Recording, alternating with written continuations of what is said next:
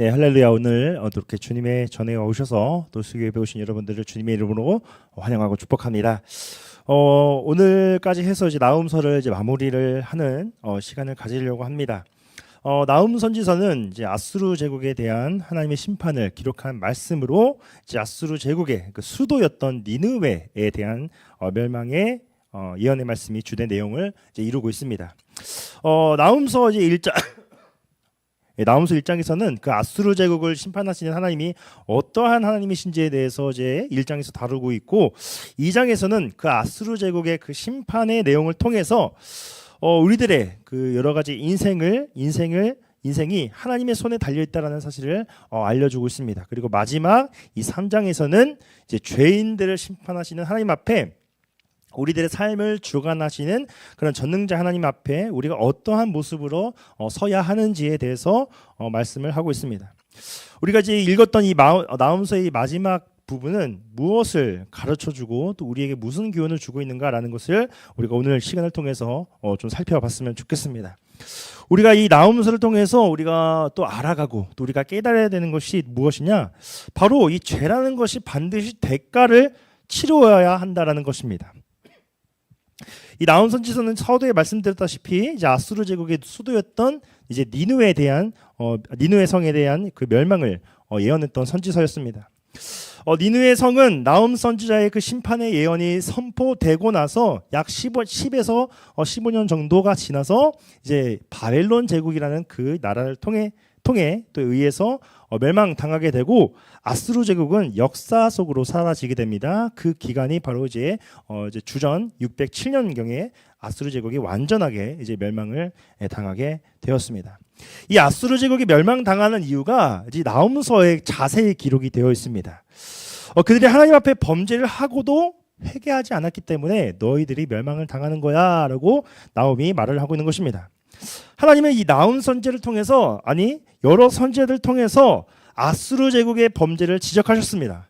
그래서 그들은 돌이켜서 회개해야 되는데 결국 회개하지 않았고 더욱더 악하게 행동하였고, 결국 나중에 이제 하나님의 심판을 받게 되어 나라가 완전히 이제 멸망하게 되는 결과를 안게 되었습니다. 우리가 이 나훔 선지서를 비롯하여서 여러 선지서들이 분명히 있습니다. 뭐 하박국서, 뭐 오바댜서, 뭐 여러 우리가 잘 다루지 않았던 그 끝에 이제 구약 성경 끝에 보면 선지서들이 많이 등장합니다. 이 선지서들의 거기에서 이제 가장 중요한 사실이 있는데, 그 사실 중에 하나가 뭐냐면요, 하나님께서는 그 악인이 회개하여 돌아오기를 바라시고 계신다라는 겁니다. 그러니까 제가 계속해서 말씀드리지만 겉의 메시지를 보면 정말 하나님의 그 무서움, 두려움의 심판, 그 여러 가지의 메시지들이 좀 우리가 읽었을 때는 좀 거부감이 들고 좀 하나님이 정말 심판의 하나님으로만 느껴지게 되는데, 그 속에 있는 하나님의 마음을 조금이나마 들여다보면 당시 이제 이스라엘 백성들뿐만 아니라 당시 이제 이스라엘 백성들을 괴롭혔던 아수르, 바벨론, 수많은 나라들이 분명히 있습니다. 근데 그 나라들도 하나님께서 사랑하셨다라는 겁니다. 그리고 그들이 완전히 하나님의 백성들을 괴롭히고 못살게 굴고 또 하나님 앞에 수많은 죄와 실수를 하였지만, 아무리 악한 사람의 일이라고 할지라도 그들이, 그 악인들이라고 했던 그 이방 사람들이 하나님 앞에 자신들의 죄를 깨닫고 돌이켜 회개한다라면 하나님은 그들의 죄를 용서해 주시고 받아주시는 그러한 하나님의 마음이 담겨져 있다라는 것입니다. 이 나훔 선지서가 이제 기록되기 앞서서 약 이제 100여 년 전에 요나라는 선지자가 활동하였습니다. 우리가 잘 아는 요나 선지자가 동일하게 이제 아수르와 니느웨에 대한 이제 심판에 대한 말씀을 선포한 적이 있었습니다. 이 요나 선지자가 이 니느웨 성을 향해서 이제 심판의 메시지를 선포했을 때 길게 말했던 게 아닙니다. 야, 너희들 지금 돌아오지 않으면 하나님께서 심판하실 거야. 이 짧은 한마디, 그 설교 한마디에 그 설교를 들었던, 그 하나님의 말씀을 선포했던 그 메시지를 들었을 때 모든 백성들, 왕을 비롯하여서 모든 나라의 위정자들과 모든 백성들이 애통해하면서 자신들의 죄를 회개하는 역사가 일어났습니다. 그래서 하나님께서 그들에게 예정하셨던 그 심판을 보류하셨고 심판을 내리지 않으셨습니다. 그러나 이런 회개는 오래 지속되지 못하였다라는 것입니다. 이것이 중요한 것 같습니다. 당시 요나 선지자가 활동했을 때, 또 선포했을 때는 잠시 잠깐이나마 모든 백성들이 아수르의 그 니느웨 성 사람들이 회개를 하고 주님 앞에 나아갔지만 얼마 지나지 않아서 다시금 죄를 짓게 되고 하나님 앞에 범죄를 저지르는 그런 나약한 모습들을 보여주고 있습니다. 그러나 이 비단 아수르 제국의 사람들뿐만 아니라 하나님을 믿었던, 아니 선택을 받았다라는 그러한 이스라엘 백성들도 똑같은 모습을 많이 보여주었습니다. 그런데 하나님께서는요, 다시 그들에게 회개의 길을 계속해서 주시기 위해서 나훔 선지자를 통해서 경고와 심판의 메시지를 선포하게 하셨지만 그 안에 결국 그들이 회개하고 돌아오는 그러한 기회를 주셨다는 겁니다. 근데 결국 결론은 무엇이냐? 이 사람들은 회개하지 않아서 하나님의 심판을 받아서 멸망당하게 되었습니다. 사람이 언제나, 또 우리가 언제나 회개할 수 있는 기회가 있다라고 생각하는 것은 매우 큰 착각인 것 같습니다. 물론 얼추 맞는 말일 수도 있겠지만 언제나 회개할 수 있는 기회가 있지 않습니다. 하나님이 우리를 긍휼히 여기시고 저와 여러분들을 긍휼히 여기시고 또 불쌍히 여겨주시고 기회를 주실 때에만 우리가 주님 앞에 회개하고 또 주님 앞에 예배를 드릴 수 있는 것입니다.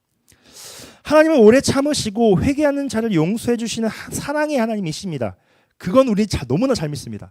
사랑의 하나님, 자비의 하나님, 긍휼의 하나님은 우리는 너무나 잘 믿습니다.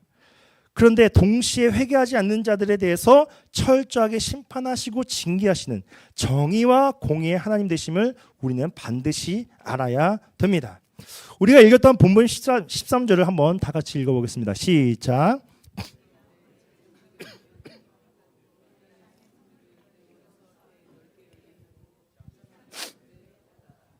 예, 이 말씀은 이제 아수르 제국의 수도였던 니느웨가 결국 이제 바벨론의 그 군사들에게, 적들에게 성문이 열리고 이제 불에 타서 무너지게 된다라는 것을 예언하고 있습니다.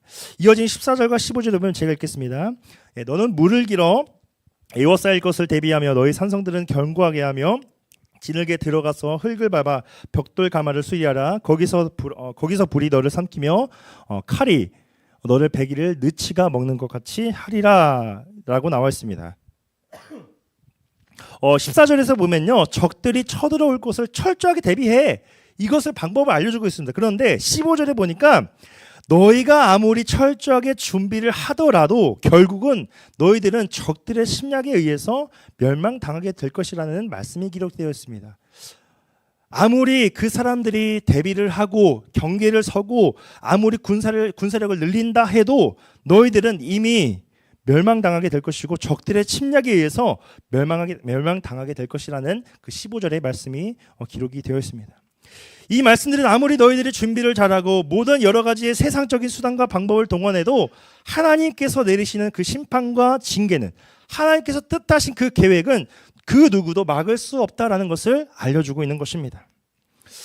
하나님의 오래 참으심과 그리고 돌이킬 수 있는 수많은 기회, 또 회개할 수 있는 그런 시간을 주셨음에도 불구하고 결국에는 회개를 거부했던 아수르 제국에게 하나님께서는 드디어 이제 반드시 심판을 내리시겠다라는 하나님의 강한 의지가 기록되어 있습니다. 앞서 이제 말씀에서 정말 여러 번 다루었습니다. 나훔서를 여러 번 다루었지만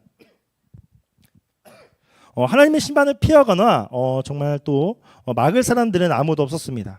태풍이나 지진 같은 여러 가지 자연재해에서 살아남기 위해서 우리가 건물을 아주 튼튼하게 짓고 또 대비를 하게 되고 여러 가지 우리 방법들이 분명히 있습니다. 또 우리나라 여러 나라의 기술들이 지금 너무나 발전이 되어 있습니다.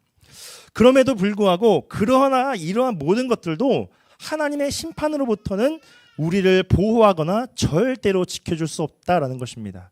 잠시 잠깐은 지켜줄 수 있겠죠. 그러나 영원히 우리를 지킬 수 없는 것이 바로 세상의 것들입니다. 이런저런 이유를 다 떠나서 우리가 죽음을 피할 수 있는 존재라는 것을 우리가 좀 곰곰이 생각해 봤으면 좋겠습니다. 하나님께서 죄인들에게 내리는 최후의 심판 중 하나는 바로 죽음, 사망입니다. 그런데 이 단순히 육적인 죽음을 말하는 것이 아니라 이 육적인 죽음 이후에 우리는 또 다른 죽음을 맞이해야 된다는 겁니다. 그것은 바로 내 영혼의 심판, 우리 영혼의 심판, 두 번째 죽음, 즉 지옥에 떨어지는 것입니다. 육신이 죽으면 우리는 하나님 앞에 서서, 심판대 앞에 서서 우리의 행한 대로 하나님의 심판을 받아야 합니다. 저를 비롯해서 우리 모든 사람들이 그렇게 최후의 심판을 받게 됩니다. 이 땅에서는 뭐 육신의 죽음으로 인한 심판을 받게 되고 뭐 여러 가지 우리가 있겠지만, 여러 가지 우리 심판과 또 하나님의 그런 준엄한 그 심판을 우리는 절대로 피할 수가 없습니다. 결국 하나님께 돌아오지 않는 사람들, 그리고 회개하지 않는 사람들, 이 사람들은 결국 하나님의 은혜와 긍휼을 받지 못하게 된다라는 것입니다. 그러나 그전에는 정말 수많은 악한 행동과 또 주님 앞에 여러 가지 죄를 지었지만 주님이 주신 그 기회에 회개했을 때 그래도 그때도 죄인이지만 육신의 죽음, 그 회개하는 자들에게는 육신의 죽음이 곧 평안과 안식이고, 그리고 천국으로 가는 은혜의 길이 됩니다. 하지만 반대로 회개를 거부한 자들에게는, 예수 그리스도의 복음을 거부하는 자들에게는 결국 그 육신의 죽음이 곧 영원한 지옥불에 들어가는 고통의 시간이 된다라는 것입니다. 이것이 죄인들이 당해야 되는 하나님의 심판이라는 것입니다. 두 번째는 무엇이냐? 우리도, 저와 여러분들 한 사람 한 사람도 그 죄, 우리가 지금까지 지었던 죄의 대가를 치러야 되는 죄인의 괴수라는 것입니다. 나훔 선지서가 이 아수르 제국을 향해서 하나님의 심판을 기록한 말씀이라고 계속해서 말을 드렸는데, 이 아수르의 범죄로 인하여서 또한 이 범죄함을 회개치 아니한 그들의 모습 때문에 하나님은 그들을 반드시 심판하시겠다라고 선포하셨습니다. 16절과 17절에 보면 이런 말씀이 있습니다. 내가 내 상인을 하늘의 별보다 많게 하였으나 느치가 한 날개를 펴서 날아감과 같고 내 방백은 메뚜기 같고 너의 장수들은 큰 메뚜기 떼가 추운 날에는 울타리에 깃들였다가 해가 뜨면 날아감과 같으니 그 있는 곳을 알 수가 없도다라고 기록하고 있습니다. 이 아수르 제국이 번영케 된 것이 그들이 잘나서가 아닙니다. 뭐 왕이 정치를 잘해서 뭐 그것도 물론 있겠지만 그 모든 것이 다 하나님의 주권과 섭리에 의해서 너희들이 그렇게 발전할 수 있었던 거야 라고 말을 하고 있는 것입니다. 그런데 하나님이 이렇게 번영케 해주신 것을 그들은 감사하지 못하였고 결국 교만했기 때문에 하나님께서는 그들을 메뚜기 떼와 같이 날려버리시겠다고 지금 말씀하고 계십니다. 당시 아무리 많은 것을 가지고 있어도, 세상의 것을 아무리 풍요롭게 우리가 가지고 있어도 하나님이 하나님의 때에, 하나님이 정하신 그 때에 모두 싸그리 없애버리시겠다라고 이 16절과 17절에 자세히 기록이 되어 있습니다. 아수르 제국의 가장 큰 자랑이었던 또 그들이 가진 넓은 영토와 강한 군사력, 또 여러 가지 그런 재물들이 그들에게는 너무나 소중한 것들이었을 것입니다. 그리고 당시에 가장 발달한 문명을 자랑했던 그 니느웨 성, 그 수도, 그들의 자랑할 만한 것들을 하나님께서는 반드시 그것들을 다 싸그리 없애버리시겠다라고 하였습니다. 모두 다 흔적도 없이 무너뜨려 버리시겠다라는 겁니다. 우리도 종종 이러한 죄의 자리에 빠지기도 합니다. 저도 그렇고 여러분들도 그렇고 조금이나마 하나님의 말씀을 읽지 않고 또 예배 자리에 가지 않고 우리가 직장이나 세상의 자리에 있을 때 어떻게 하든 알게 모르게 우리는 하나님 앞에 죄를 지을 때가 너무나 많이 있습니다. 내가 가진 명예와 권력과 물질들이 나의 자랑이 되기도 하고 또 내가 가졌던 지금 직업과 뭐 나의 머리와 뛰어난 재능, 또 나의 자녀, 나의 부모, 나의 가정이 자부심이 될 때가 분명히 있습니다.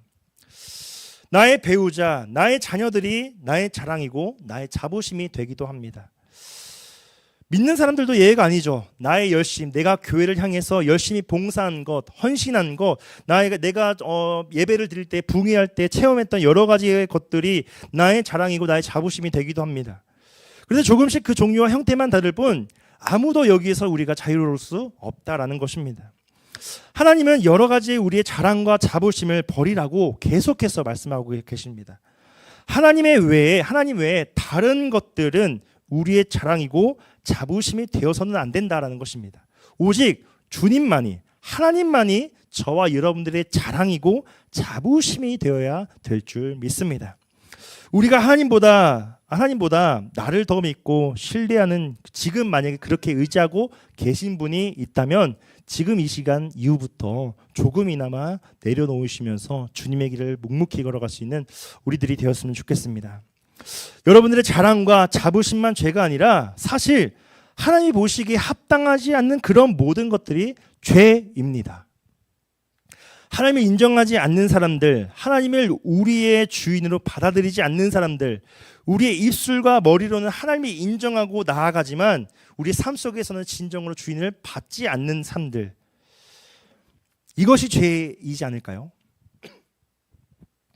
우리의 삶 속에 전혀 하나님과 상관이 없이 그런 사는 우리들의 그런 우리의 삶의 모습이 모두 하나님 앞에는 죄라는 것입니다.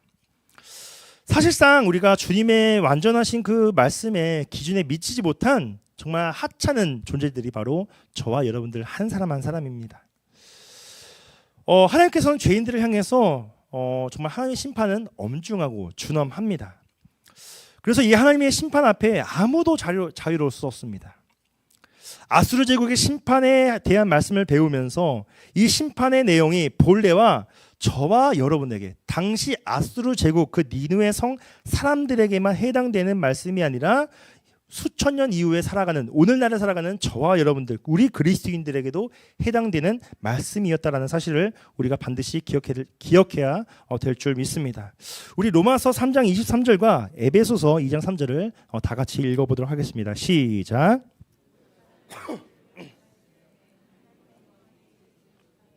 네, 에베소서 2장 3절.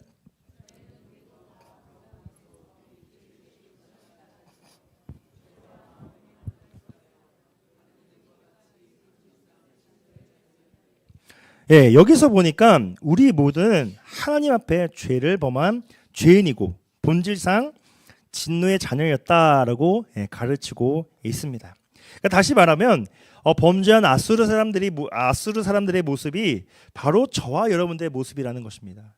저는 어렸을 때 창세기 말씀, 아담과 하와의 설교의 내용도 많이 들었고 요셉 여러 가지 내용들을 들었습니다. 근데 한 가지 아담과 하와의 이 얘기를 어렸을 때 이제 설교를 말씀을 들었을 때 이런 생각을 가졌어요.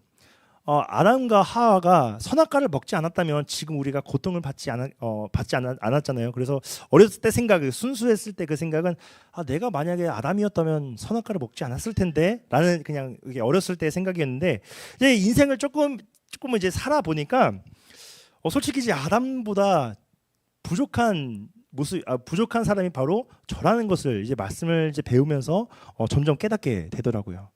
어렸을 때는 그냥 그저 선악과만 먹지 않으면 내가 이렇게 고통받지 않았을 텐데, 내가 이렇게 했으면, 내가 만약 그 당시에 그 인물이었으면 이렇게 하지 않았을 텐데라고 말을 합니다. 왜냐하면 우리는 성경책을 읽으면서 그 결과들을 다 알잖아요. 원인과 결과를 다 아는, 답을 다 아는 상태에서 우리가 보기 때문에 그러한 말을 우리가 말을 할 수 있지만, 정작 우리가 그 삶 속에 그 현장 가운데 우리가 있다라고 하면 솔직히 말씀드리면 성경의 인물들보다 더 부족한, 더 정말 주님 앞에 죄된 선택을 했을 사람이 바로 저 자신이라는 것을 계속해서 저는 말씀을 통해 배우게 되고 또 깨닫게 되는 그러한 은혜를 경험하고 있습니다.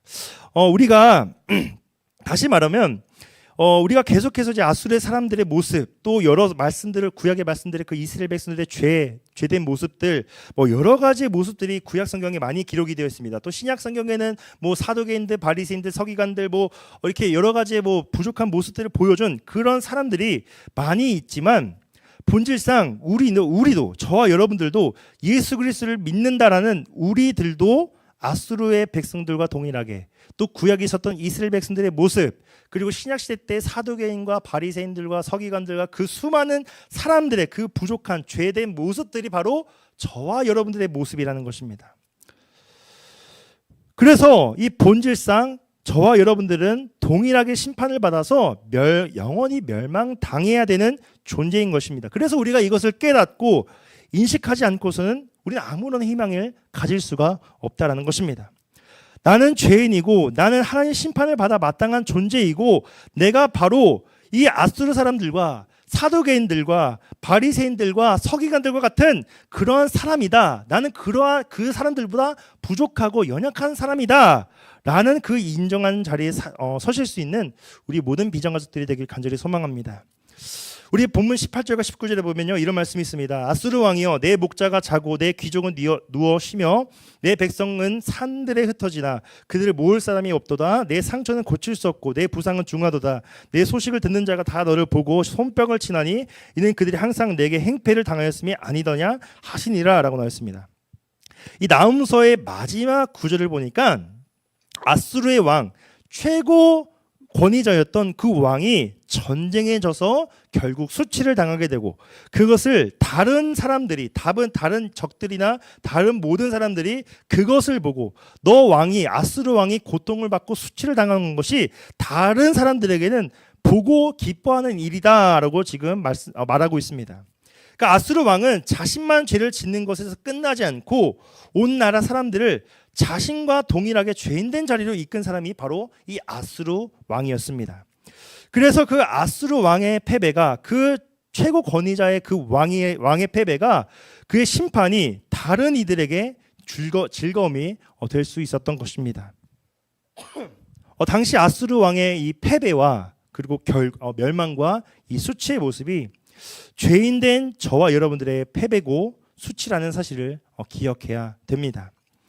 우리 역시 나와 내 주변 사람들을, 심지어는 여러분들의 사랑하는 가족들을 죄 짓는 자리로 이끈 잘못을 범했습니다.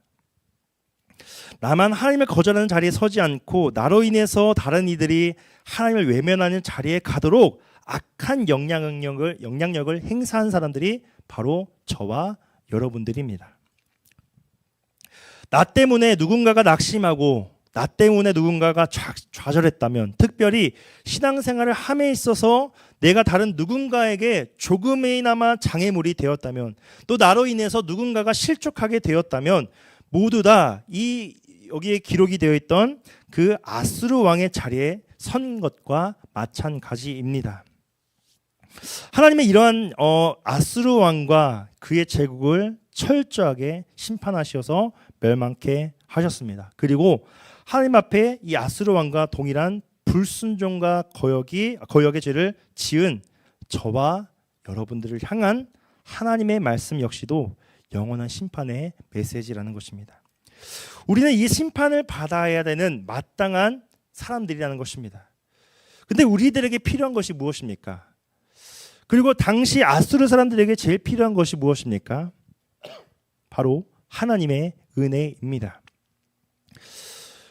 우리가 회개기도 하자, 우리가 주님 앞에 죄를 뉘우치자, 여러 가지 메시지들이 분명히 있습니다. 그런데 회개가 무엇입니까? 회개. 나는 심판받아 죽어 마땅한 사람이지만 하나님의 긍휼하심에 따라서 용서해달라는 은혜를 구하는 것이 바로 회개입니다. 제가 잘못했습니다. 하나님 제발 저에게 은혜를 내려주셔서 나의 교회에, 우리 가정에 은혜를 내려주셔서 저를 용서해 주시옵소서. 저의 가정을, 저의 교회의 죄된 모습들을 용서해 주세요. 이 회개의 초점은 하나님의 은혜를 구하는 것에서부터 시작이 되는 것입니다. 우리가 죽어 마땅한, 정말 하나님 보시기에 정말 죽어 마땅한 저와 여러분들 한 사람 한 사람에게 긍휼과 자비를 구하는 것이 바로 회개인 것입니다. 하나님의 은혜가 아니면 안 된다라는 사실을 인정하고 우리가 하나님 앞에 두 손 두 발 다 들고 항복하는 것이 바로 회개입니다. 요나 선지자가 선포했을 때 그 니느웨 성 사람들이, 모든 사람들이 심판을 받아야 되는 그런 시기가 있었지만 그 사람들이 어떻게 했죠? 지위 고하를 막론하고 모든 백성들이, 모든 지휘관들이 다 옷을 찢고 정말 주님을 향한 마음을 가지고 회개를 하였습니다. 결국 그렇게 회개했더니 용서를 받았습니다. 하지만 시간이 지나고 나서 나훔 선지자가 선포했을 때 당시 아수르 제국의 모습은 어떻죠? 완전 180도 변하게 됩니다. 아예 거들떠 보지도 않고 아예 하나님의 말씀을 듣지도 않습니다. 만약 오늘 심판을 선언하셨던 하나님 앞에 그들이 다시 회개했다면 하나님은 또 다시 그들을 용서해 주셨을 것입니다. 메시지는 분명히 너희는 멸망할 거야 라는 메시지가 있지만 그 속에 다시 제발 한 번만 회개하면 내가 다시 용서해 줄게, 이런 메시지가 있습니다. 7번씩 70번도 용서해 주시는 분이 바로 하나님 아버지십니다. 오늘날도 마찬가지입니다. 저와 여러분들이 하나님의 은혜를 구하며 회개한다면 하나님께서는 언제 어디서나 용서해 주시고 우리를 받아주십니다. 중요한 것은 우리가 이러한 긍휼하시고 자비하신 하나님의 은혜를 전적으로 의지하느냐, 붙들고 있느냐에 달려 있는 것입니다. 이 나훔서에 나와 있는 아수르 제국과 니느웨 성에 그 향한 심판의 말씀들은 이런 말씀입니다. 너희는 이들과 같이 되지 말라라는 우리들을 향한 하나님의 메시지가 있는 것 같습니다. 우리가 아무리 큰 죄인이라도 회개하면 용서해 주신다. 하나님의 은혜를 의지하면 주님께서 용서해 주신다라는 그러한 하나님의 메시지가 이 속에 담겨져 있는 것입니다. 저와 여러분들은 이 하나님의 메시지 앞에 이렇게 고백했으면 좋겠어요. 그냥 거추장스럽게 여러 가지 현란한 말, 여러 가지 고급적인 단어를 사용해서 기도하는 것, 그것도 물론 중요하겠지만 그것보다는 저는 이렇게 고백하면 좋을 것 같아요. 주님, 제가 여기 있습니다. 저에게 은혜를 내려주시고 내가 죄인이니까 주님, 죄인인 저를 제발 받아주시옵소서라고 고백하는 자리에 갈 수 있는 우리들이 되었으면 좋겠습니다. 하나님의 은혜와 자비만이, 긍휼하심이 제가 살 길입니다. 오직 주님의 은혜만이, 하나님만이, 예수 그리스도만이 나를 이 죄악과 심판으로부터 저를 건지실 수 있습니다. 이런 기도가, 이 고백이 오늘 우리 모두 비전 가족들에게 있기를 간절히 바랍니다.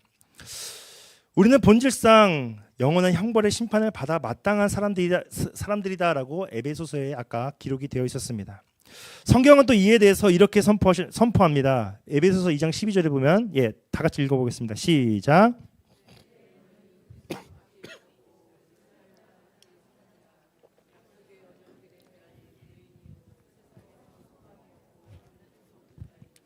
아멘. 예수님 밖에 있는 존재, 그 하나님의 말씀이 없는 존재, 세상에서 소망이 없는 존재, 하나님이 없는 존재가 바로 저와 여러분들의 본래 신분이었다라는 것입니다. 저와 여러분들은요, 육적으로 이스라엘 백성도 아니고요, 아브라함의 자손들도 아닙니다. 아수르와 동일하게 우리가 혈통으로 봤을 때도 보면 우리는 이방인입니다. 우리는 직접적으로나 간접적으로나 이 이스라엘 민족과 당시 그들이 믿고 있었던 하나님과는 전혀 상관이 없는 존재, 원래 본질상의 존재들이 바로 저와 여러분들입니다. 그런데 하나님께서 정말 상관이 하나도 없는 이 작은 나라, 이 대한민국, 더 작은 우리 비전 교회의 복음이 증거되게 하셨습니다. 하나님을 알지도 못하고 예수 그리스도가 누군지도 모른 채로 영원한 죽음의 형벌을 받을 수밖에 없었던 저와 여러분들에게 구원의 길을 열어주셨습니다.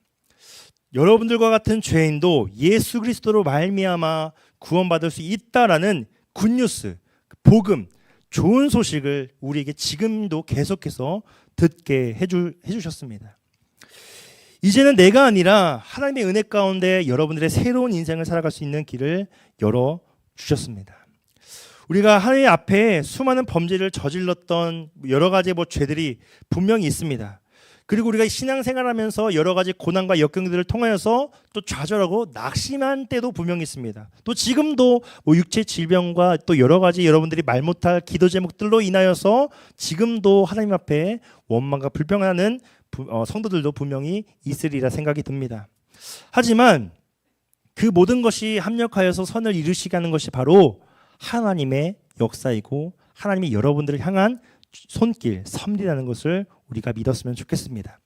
오직 주님만이 저와 여러분들의 유일한 주인이시고 내 삶의 전부인 사실을 깨닫게 해주셨습니다. 그래서 우리는 거듭났고 우리는 계속해서 새롭게 되는 은혜를 받았습니다. 이 사실, 이 감격을 우리 비전교회 우리 모든 성도들이 우리의 뼛속 아주 깊은 곳까지 새겼으면 좋겠습니다. 이 은혜를 망각하지 않도록 아수르와 같이 또 수많은 이방 나라들이 멸망당할 죄인이었던 그러한 심판을 받는 우리들이 아니라 죄인이었던 나를 받아주시고 용서해 주시고 한 발 더 나아가서 하나님의 백성과 자녀로서 삼으셨던 그 하나님의 은혜와 사랑을 절대 잊어버리지 마시길 바랍니다. 그리고 이제 하나님의 은혜와 사랑을 받은 자로서 단순히 그냥 우리가 하나님의 은혜로 그냥 이 땅에서 잘 먹고 잘 살다가 천국이나 가야지라는 것이 우리의 인생의 목표가 아니라 하나님이 기뻐하시는 존재로서 하나님이 보시기에 합당한 존재들로 자라나고 성숙하기를 소망하고 계속해서 우리가 기대했으면 좋겠습니다. 겨우겨우 꾸중함 듣지 않고 혼나지 않고 살아가는 정도로 우리가 신앙생활하는 것이 아니라 우리의 할 일이 끝난 것이 아니라 우리가 부족하고 연약할지라도 그 주님의 은혜에 합당한 자리에 우리가 계속해서 주님의 길을 계속 걸어가는 것이 우리의 사명인 줄 믿습니다. 그러면 우리가 어떻게 해야 하나님의 은혜와 사랑에 합당한 인생의 목표와 또 우리가 예수 그리스도의 생명의 값에 합당한 인생의 의미를 찾고 만족할 수 있겠습니까? 그것은 바로 저와 여러분이 하나님을 바르게 알아가고 그 하나님을 계속해서 닮아가는 자리에 서 나아가는 것입니다. 이것을 신학적으로 성화라고 부르고 있습니다. 하나님은 우리가 우리의 주님이신 예수님을 온전히 닮아가는 자리에까지 이르기를 지금도 원하시고 계십니다. 그것이 하나님의 은혜와 사랑에 대한 합당한 가치입니다. 즉 뭐냐? 예수님의 생명의 값에 합당한 값인 것입니다. 에베소서 4장 13절과 14절의 말씀을 읽어드리고 말씀을 끝마치도록 하겠습니다. 우리가 다 하나님의 아들을 믿는 것과 아는 일에 하나가 되어 온전한 사람을 이루어 그리스도의 장성한 분량이 충만한 데까지 이르리니 이는 우리가 이제부터 어린아이가 되지 아니하여 사람의 속임수와 간사한 유혹에 빠져 온갖 교훈의 풍조에 밀려 요동하지 않게 하려 함이라 라고 에베소서 4장 13절과 14절에 나와 있습니다. 이 말씀처럼 하나님의 아들을 믿는 것과 아는 일에 그리고 우리가 예수 그리스도의 장성한 분량의 충만한 자리에까지 우리가 계속해서 성숙하고 성장하고 자라나는 우리들이 되기를 간절히 바라겠습니다.